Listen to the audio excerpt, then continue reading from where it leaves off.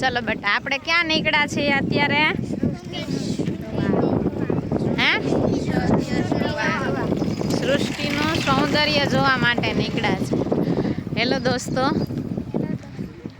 આજે હું મારી શાળાના ધોરણ 6ના વિદ્યાર્થીઓને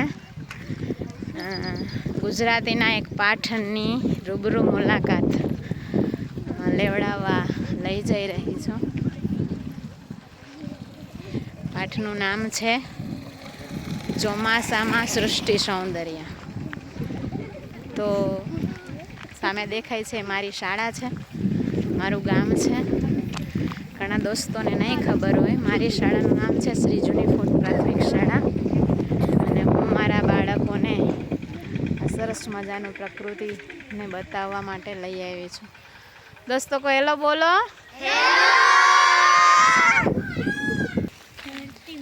ધરતી માતા કેવા કલરની ચાદર ઓઢે છે? લીલા. દેખાય છે ને અહીંયા લીલા કલરની ચાદર જેવું.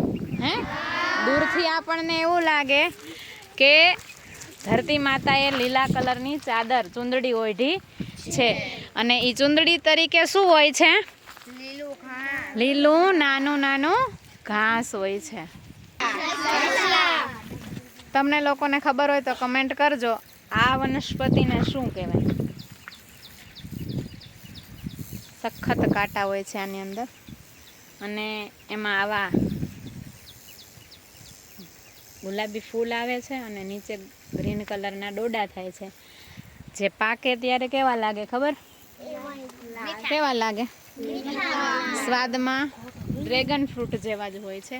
જો આ પાકેલો છે, પણ આની અંદર એટલા અતિશય ઝીણા કાંટા હોય છે કે જે આપણને જો ખૂંચી જાય તો પછી કાઢવો બહુ મુશ્કેલ થઈ પડે.